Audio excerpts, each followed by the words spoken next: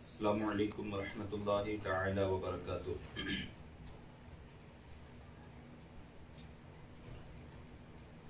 درود پاک پڑھے، اللہم صلی علی سیدنا و مولانا محمد مبارک وسلم، صلو علیہ صلاۃ و سلاما علیک یا رسول اللہ، سلم صلاۃ و سلاما علیک یا حبیب اللہ۔ اعوذ باللہ من الشیطان الرجیم، بسم اللہ الرحمن الرحیم۔ الذي خلق سبع سماوات طباقا ما ترى في خلق الرحمن من تفاوت فارجع البصر هل ترى من فطور ثم ارجع البصر كرتين ينقلب إليك البصر خاسئا وهو حسير۔ ترجمہ: وہ جس نے ایک دوسرے کے اوپر 7 آسمان بنائے، اے بندے تو رحمان کے بنانے میں کچھ فرق نہیں دیکھے گا، بس تو نگاہ اٹھا کر دیکھ، کیا تجھے کوئی رخنہ نظر آتا ہے؟ پھر دوبارہ نگاہ اٹھا کر دیکھ، نگاہ تیری طرف ناکام ہو کر تھکی ماندی پلٹ آئے گی۔ اللہ رب العزت خود اپنی جو بناوٹ ہے، اللہ نے جیسا آسمان بنایا، خود رب تبارک و تعالیٰ بیان فرما رہا ہے، جیسا کہ اللہ کے کلام سے ظاہر ہے۔ کوئی بھی چیز ہوتی ہے وہ اس چیز کی کوئی نہ کوئی نقل پہلے تیار کی جاتی ہے۔ جیسا کہ آپ دیکھیں گے، ہمیں گھر بنوانا ہوتا ہے تو ہم کسی انجینئر کا سہارا لیتے ہیں۔ عام طور پر ایسا ہوتا ہے، بڑے بڑے شہروں میں ہوتا ہے۔ کوئی بلڈنگ بنانی ہوتی ہے، انجینئر سے پہلا اس کا نقشہ متعین کرواتے ہیں، کیا ہوگا، کیسے ہوگا، یہاں یہ روم ہوگا، یہاں یہ ہوگا، پورا سب کچھ تیار رہتا ہے۔ اس کے بعد وہ شروعات کرتے ہیں۔ اللہ رب العزت اپنی قدرت کے جو نظارے دکھانا چاہتا ہے بندوں کو، اللہ رب العزت فرما رہا ہے کہ آسمانوں کی طرف دیکھ، کیسے اللہ رب العزت نے 7 سماوات 7 آسمانوں کو پیدا فرمایا۔ اور پھر کمال یہ ہے کہ نگاہ اٹھا کے دیکھ اس کی طرف، آسمانوں کی طرف، تیری نگاہ تھک جائے گی، لیکن اس قدرت کے نظارے میں تجھے نہ کوئی عیب نظر آئے گا اور نہ تجھے وہ قدرت کے نظارے سمجھ میں آئیں گے۔ اللہ اکبر۔ تو یقیناً رب تبارک و تعالیٰ کی وہ ذات ہے جو بندوں کو تقدیر، بندوں کو ہدایت کی طرف لے جانا، اللہ رب العزت نے بندوں کو اپنی قدرت کے نظارے دکھائے ہیں، اور یہ قدرت کے نظارے سمجھنے پڑتے ہیں، تھوڑا غور کرنا پڑتا ہے اندر کی طرف۔ 30ویں پارے کی غالباً ایک سورت ہے، سبح اسم ربک الاعلی الذی خلق فسوی والذی قدر فہدی۔ سبح اسم ربک الاعلی، پاک وہ ذات جو بلند و بالا، اللہ کی ذات بلند و بالا۔ الذی خلق فسوی، وہ جس نے برابر برابر پیدا کیا۔ ہماری انگلیوں کے پورے دیکھیں، ہم اپنے ہاتھوں کو دیکھیں، اپنے پاؤں کی طرف نظر ڈالیں، ہر طرف ہم نظر ڈالیں۔ پھر فرمایا والذی قدر فہدی، وہ جو تقدیر لکھتا ہے اور ہدایت دیتا ہے بندے کو۔ اس کی مثال بارہا میں یہ مثال دیتا ہوں اس کی، کہ اللہ رب العزت کی ذات ہے، قدرت کے نظارے دکھانا چاہتی ہے، ان سب کے لیے ہمیں تھوڑا غور کرنا پڑتا ہے۔ آپ نے دیکھا ہوگا جو لوگ دیہات یعنی رورل ایریا سے جو تعلق رکھتے ہیں، وہ اس مثال کو اور اچھے انداز سے سمجھیں گے۔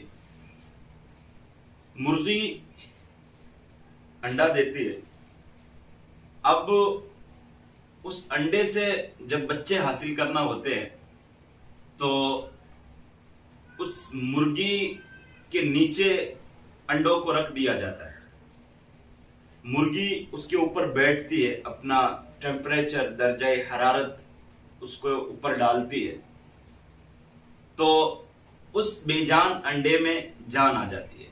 یہاں رک کے ایک بات کہوں گا کہ جب ایک بے جان انڈا مرغی کے نیچے اس کی تپش کی وجہ سے اس میں جان آ جاتی ہے، تو ہمارا جو یہ دل مردہ ہو چکا ہے اور ہم کسی اللہ والے کی صحبت میں بیٹھے اور اس کی نگاہ ہمارے اوپر پڑ جائے تو ہمارا یہ جو مردہ دل ہے یہ بھی زندہ ہو سکتا ہے، سبحان اللہ۔ لیکن بطخ جو کہ ٹھنڈے علاقے میں رہتی ہے اور وہ اس طرح ٹیمپریچر پر بیٹھتی نہیں ہے مرغی، وہ انڈے پر بیٹھتی نہیں ہے بطخ، تو بطخ کا انڈا بھی مرغی کے نیچے رکھا جاتا ہے لا کے۔ اب دیکھیں آپ قدرت کا نظارہ، رب تبارک و تعالیٰ کی قدرت کا کیا ہی الگ انداز ہے۔ بطخ کا انڈا بھی رکھا، مرغی کا انڈا بھی رکھا، دونوں میں سے چوزے نکلے، چھوٹے چھوٹے تھے، تھوڑے دنوں تک اس کی مرغی تھوڑے ٹائم تک دیکھتی ہے، لیکن پھر وہ نکلے باہر۔ جیسے ہی گندگی کا ڈھیر آیا، مرغی کا بچہ وہاں جا کے دانا چگنے لگا، اور تھوڑا آگے چلا پانی آیا تو بطخ کا بچہ اس اندھیرے کی طرف نہیں گیا، اس کچرے کی طرف نہیں گیا، وہ آگے پانی کا کھڈا آیا، وہ پانی کے اندر چلا گیا۔ کون ذات ہے جو بطخ کے بچے کو یہ بتلا رہی ہے کہ تیرا یہاں ٹھکانہ نہیں ہے، یہ گندگی کا ڈھیر تیرا اڈا نہیں ہے؟ اور کون ذات ہے جو مرغی کے بچے کو یہ بتلا رہی ہے کہ پانی تیرا ٹھکانہ نہیں ہے بلکہ تیرا ٹھکانہ یہ گندگی کا ڈھیر ہے؟ تو وہ اللہ رب العزت کی ذات ہے۔ تو قدرت کے نظارے ہوتے ہیں، ہمیں اس پر غور کرنا ہوتا ہے۔ آگے کی آیت میں اللہ رب العزت فرماتا ہے وَلَقَدْ زَيَّنَّا السَّمَاءَ الدُّنْيَا بِمَصَابِيحَ وَجَعَلْنَاهَا رُجُومًا لِلشَّيَاطِينِ وَأَعْتَدْنَا لَهُمْ عَذَابَ السَّعِيرِ، اور ضرور بے شک ہم نے نیچے کے آسمان کو چراغوں سے آراستہ کیا اور انہیں شیطانوں کو مار بھگانے کا ذریعہ بنایا، اور ہم نے ان کے لیے بھڑکتی آگ کا عذاب تیار کر رکھا ہے۔ دیکھیں آپ، اب اللہ رب العزت نے جو آسمانوں میں سب سے نیچے آسمان ہے جس پر ہماری نظر پڑتی ہے، تو اللہ رب العزت نے اس پر جو چراغے لگائے، جو ستارے لگائے، اللہ رب العزت ان کو بھی بیان کر رہا ہے، اور پھر فرما رہا ہے اللہ رب العزت کہ شیطانوں کو مار بھگایا وہاں سے۔ پہلے شیطان آسمانوں کی طرف جاتے تھے، وہاں سے خبریں لے کے آتے تھے اور یہاں کے نجومیوں کو آ کے بتاتے تھے۔ پھر اللہ رب العزت کا حکم ہوا، اب انہیں فرشتے کوڑا مار کے آسمانوں سے نیچے بھگا دیتے ہیں۔ وَلِلَّذِينَ كَفَرُوا بِرَبِّهِمْ عَذَابُ جَهَنَّمَ وَبِئْسَ الْمَصِيرُ، اور جنہوں نے اپنے رب کے ساتھ کفر کیا ان کے لیے جہنم کا عذاب ہے، اور وہ کیا ہی برا ٹھکانہ ہے۔ اللہ اکبر۔ اللہ رب العزت ہم سب کی جہنم کی آگ سے حفاظت فرمائے۔ اتنا برا ٹھکانہ ہے جہنم کا کہ خود جہنمی پناہ مانگے گا جہنم سے۔ اور فرمایا کہ جہنم میں ایک قرآن پاک کی دوسری سورت 3 پارے میں لا يموت فیہا ولا یحیا، نہ اس میں موت آئے گی نہ زندگی آئے گی۔ دو ہی چیزیں، یا تو موت یا زندگی۔ اب تیسرا کانسیپٹ کیا ہے؟ لیکن یہاں بتایا قرآن پاک ہے، اب قرآن غلط تو نہیں ہو سکتا، تو علماء نے اس کی تطبیق یوں دی ہے لا يموت فیہا ولا یحیا، نہ اس میں موت آئے گی نہ زندگی آئے گی، تو اس کی تطبیق اس انداز سے دی کہ موت یوں نہیں آئے گی کہ جب جنتی جنت میں چلے جائیں گے، جہنمی جہنم میں چلے جائیں گے، مینڈے کی شکل میں موت کو لایا جائے گا اور اس کو ذبح کر دیا جائے گا، پھر فرما حکم ہوگا جو جہاں ہے وہ وہیں رہے گا۔ تو یہ تو سمجھ میں آ گیا موت نہیں رہے گی، ولا یحیا، لیکن نہ ہی زندگی رہے گی۔ زندگی تو رہی لیکن موت کیسے نہیں؟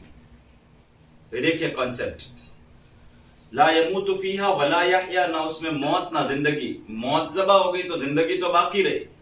تو فرمایا کہ پھر ایسی زندگی نہیں ہوتی۔ ہمیں کوئی دنیا میں تکلیف ہوتی ہے جبکہ موت کی تمنا اور آرزو نہیں کرنا چاہیے، موت کو یاد کرنے کا حکم ہے۔ آج تھوڑی سی ہمیں تکلیف آتی ہے، ہم موت کے کاش مجھے موت آ جائے، اس سے اچھا تو میں مر گیا ہوتا۔ یہ اسلامی تصور نہیں ہے۔ اسلامی کانسیپٹ یہ ہے کہ آپ موت کو یاد کرو، لا تنسل موت، موت کو بھولنا نہیں چاہیے، موت کو یاد رکھنا چاہیے۔ مصطفیٰ کریم بھی موت کو یاد رکھا کرتے تھے۔ تو پھر فرمایا بھئی ایسی زندگی بھی کیا زندگی؟ فرمایا حل اتاک حدیث الغاشیہ وجوہ یومئذ خاشیہ عاملۃ ناصبہ تصلی نارا حامیہ، گھولتا ہوا پانی پلایا جائے گا، لا یسمن ولا یغنی من جوع، جس سے نہ بھوک مٹے گی نہ پیاس مٹے گی۔ یہ جو ہمیں ہماری شکل نظر آ رہی ہے یہ ایک نورانی شکل ہے، ہمارے دانت، ہماری زبان، ہماری جلد، کھال، ہمارے بال، یہ ایک نورانی شکل ہے، ہمارے ناخن۔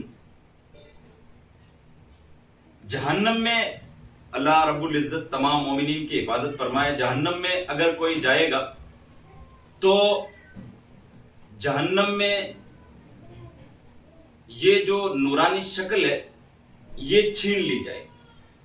پھر فرمایا گیا کہ جہنم میں جو شکل دی جائے گی جہنمیوں کو، اللہ اکبر، ایک دانت احد پہاڑ کے برابر ہوگا۔ اللہ اکبر، احد پہاڑ کتنے کلومیٹر فاصلے میں پھیلا ہوا ہے۔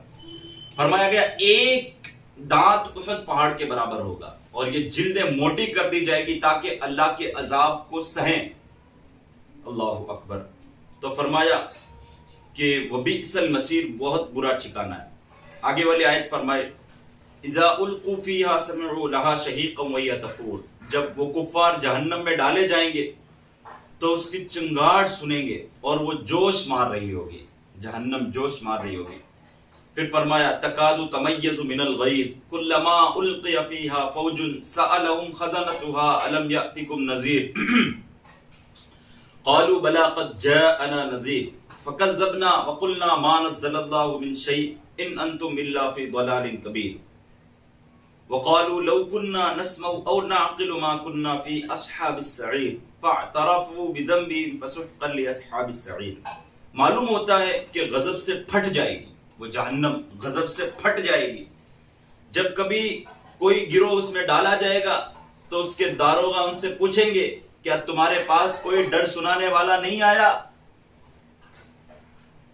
جہنم میں جب گروہ ڈالا جائے گا داروغہ پوچھیں گے۔ یہ پوچھنا بھی ایک طرح کی حقارت ہے۔ آدمی کہیں دھوکہ کھاتا ہے تو پھر اس سے کہا جاتا ہے تجھے پہلے سمجھایا تھا، اس جگہ دھوکہ تجھے نہیں کھانا تھا۔ لیکن پھر داروغہ پوچھے گا کیا تمہیں کوئی ڈر سنانے والا نہیں آیا تھا؟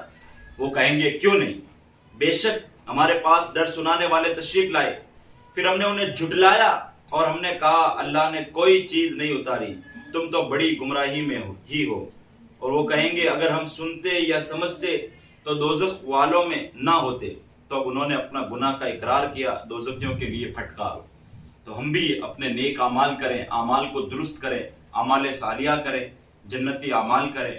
اللہ رب العزت کی بارگاہ میں دعا ہے کہ مولا قدیر ہمیں اور آپ کو جنت الفردوس میں اعلیٰ مقام عطا فرمائے، ہم سب کی اور ہم سب کے والدین کی بے حساب مغفرت فرمائے۔ السلام علیکم ورحمۃ اللہ وبرکاتہ۔